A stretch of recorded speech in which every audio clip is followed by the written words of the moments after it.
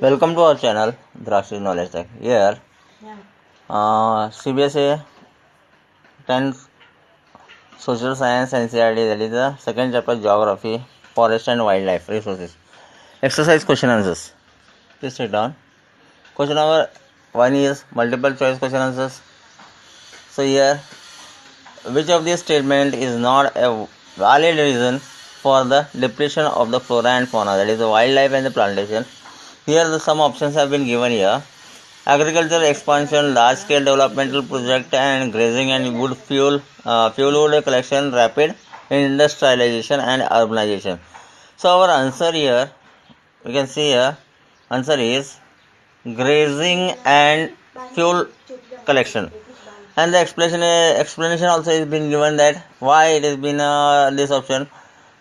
The answer is a substantial part of the fuel fodder is met by lopping rather than by filling entire trees. So this is the explanation for that. So answer is grazing and fuel collection. So second question is, which of the following conservation strategies do not directly involve community participation? So our answer, second answer is demarcation of wildlife sanctuaries. So why it has been essential here? Demarcation of wildlife sanctuaries. Explanation: the state government may by notification declare its intentions to constitute any area other than area comprised with any reserve forest or the terrestrial waters as a sanctuary if it considers that such area is of adequate ecological, faunal, floral and then geomorphological, natural or geological significance for the purpose of protecting, propagating or developing wildlife or its environment. So answer here is, second answer is demarcation of wildlife sanctuaries. Now coming on to the match the following. Just take it down here.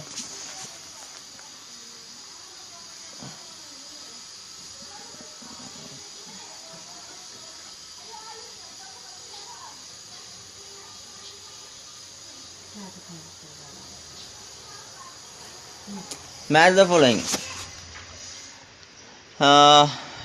Whether categories already one category is given here, animals or plants, and other category, that is A part is animals and plants and B category is the category of the existence, are they present or not. So here they have given some of the options as animals, that is black buck, already it is extinct, they have given as extinct, we have to choose the answer here. And Asiatic elephant rare, as Andaman wild pig, then Himalayan brown bear, pink head duck.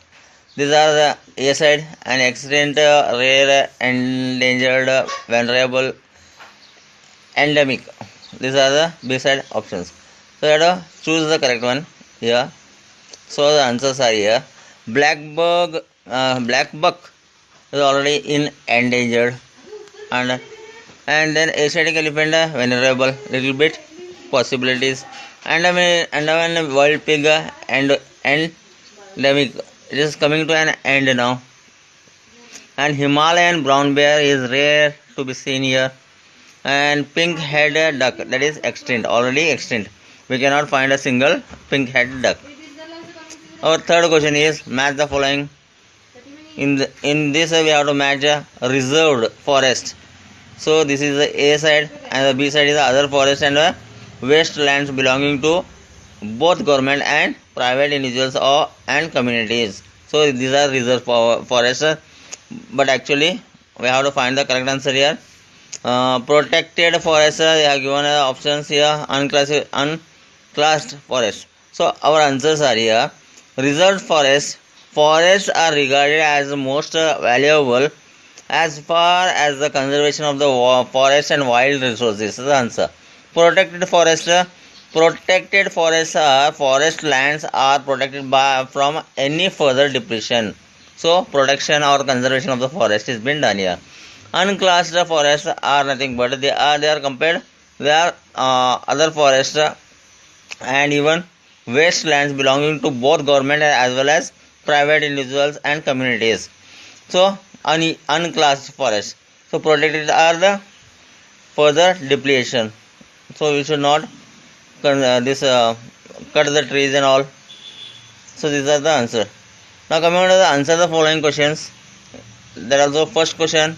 What is biodiversity? Why is biodiversity important for human lives?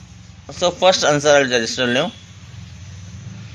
Biodiversity is immensely rich in wildlife and cultivated species. Then diverse in form and function, but closely integrated into a system through multiple networks of independencies. It is important for human lives because the human beings along with the diversity form a complete web of ecological system. If there are no human or though no flora and fauna, there is no life. So all are independent and interdependent here. So only we form a web of ecological system in which we are the only a part and are very much dependent on this system or for our own existence. Like plants, animals and other things, so we are very dependent. So now plants and animals and human beings are interdependent here. For example, the plants, animals and microorganisms recreate the quality of the air we breathe, the water we drink and the soil that produces our food, without which we cannot survive. The plants produce the food and without the food we cannot survive. And the importance of the biodiversity reflects the many different values that we bestow up it, including economic, ecological, cultural, scientific and recreational. So this was our point of the answer. And the second point of this answer is, just a minute. Second question is, how have human activities affected the depletion of the flora and fauna? Explain. We have to explain the second answer. So several human activities have affected the depletion of the flora and fauna and have led to a decline in India's biodiversity. The main factors responsible for this damage are: first one, the greatest damage inflicted on Indian forest was during the colonial period due to the expansion of the railways, agriculture, commercial and scientific, forestry and mining activities. This is the first point. The second point is, even after independence, agricultural expansion continues to be one of the major cause of depletion of the forest here. Third point is habitat destruction. Mainly due to the overpopulation leading to expansion of the agriculture, mining, industrialization and urbanization and consequent wiping out of the large forest areas, because man started cutting the forest for his own life, that is industrialization and even urbanization. These all things have been happened, so only forests have been depleted. Next one was hunting and poaching. Illegal trade of the animal skin, tusk, bones, even the teeth, horns, etc. have led many species to be worth of extinction. So because of this, man used to kill many of the animals. Because of this, the animals have came on the verge of the extinction. That is the end point of their survival. Now the next point is environmental pollution. Poisoning, that everybody knows that environmental pollution, poisoning of the water bodies and atmosphere due to the discharge of the industrial effluent, chemical waste, etc., leading to the animal death. So many factories leave more of the poisonous gases in the rivers and everywhere, etc. And even the vehicles are harmful for the atmosphere. So these are the conditions which are very important, and that is called environmental pollution. Next comes the forest fire. It often induced by a shifting cultivation, wiping out a valuable forest and wildlife. This often related to these things. Large scale development project and the destruction of the forest. So projects, because of the large scale projects formed, many of the forests have been destructed. Then grazing and fuel wood collection, that also been led to depletion of the forest. Then over exploitation of the forest products.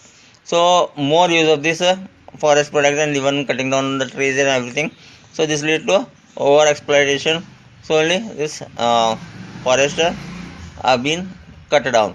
Other important causes may be environmental destruction are unequal access, inequitable consumption of forest resources, and differential sharing of responsibility for environmental well-being. This is one more factor here. Coming on to the next fifth question, that is answer the following question in about 120 words. That is big one. You have to find out this. Describe how communities have conserved means prevented here and protected forest and wildlife in India. How they have protected the wildlife as well as flora and fauna. Just take down. So here the answer is in this first one. Indian forests are home to different communities. These communities have a complex relationship with their environment. Contribution by these communities towards the protection of forest and wildlife can be explained as given below. Here, the Mundas and the Santals of the Chota Nagpur, that is Chota Nagpur region, worship Mahua and Kadamba trees.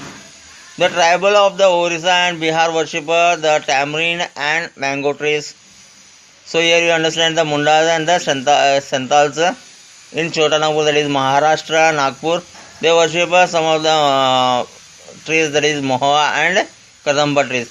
Whereas the tribals of the Orissa and Bihar, they worship tamarind. Tamarind means this tamarind and mango trees, which is sour in taste, that is hunchikai, and mango trees, that is Mahau. Then the Bishnois of Rajasthan hold the antelopes in the high reservoirs. For these communities, particular flora and fauna are integral to their identity, so they take a number of steps to protect the same. Villages around the Sariska Reserve have opposed mining activities in the region as these activities endangered wildlife. Villagers in the Alwar district of Rajasthan have banned hunting and lumbering activities in a 1200 acres area they have marked as Bahirdo Dev, that is a Dhakao Sanctuary.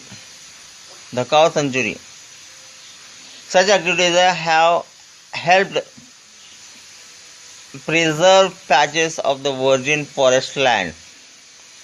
And next comes the Chipko movement in Uttaranchal has successfully resisted cutting of trees, as forests are the home to different communities and hilly people. The fourth point is, to many of us people and banyan. So people means not the other people here. People tree and the banyan tree are considered sacred. So they are worshipped here in our country. So only these are the steps taken by our communities to protect the forest and wildlife in India.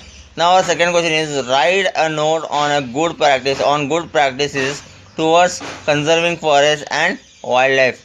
So our second answer is good practices towards conserving forest and wildlife are plenty, many of them.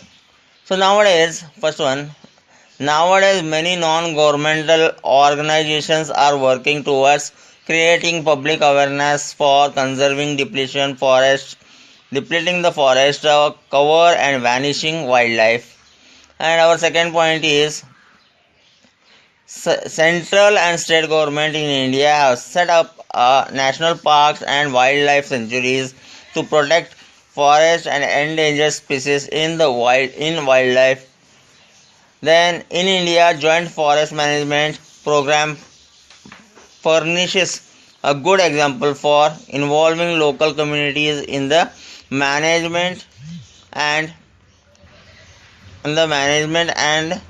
restoration of a degraded forest. Then our fourth point is uh,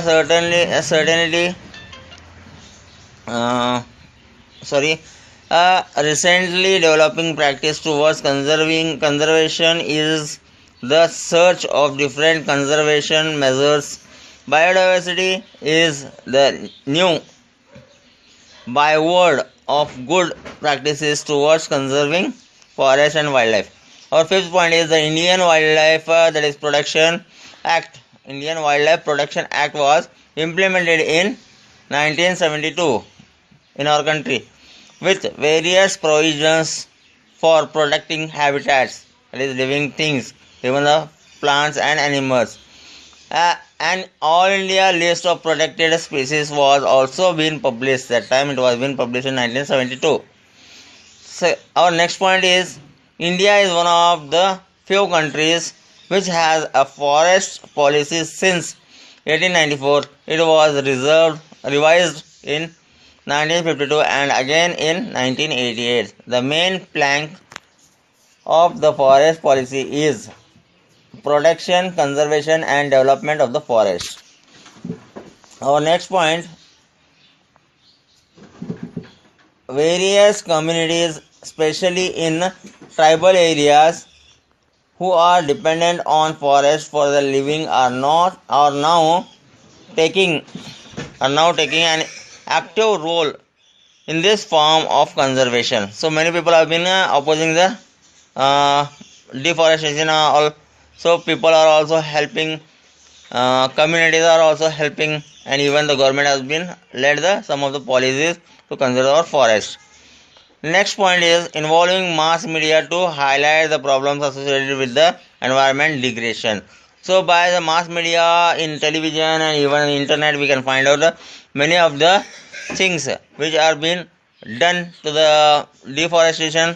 So mass media also help us to understand where the land is, the land or the forest or the flora or fauna is been coming to an extent. So by this also it is a helpful things. And our last point, running communities awareness program like one Mahotsava for time to time. So one Mahotsava and then Green Revolution, this everything we can understand. So these are our exercise answers. Please take down. Thank you.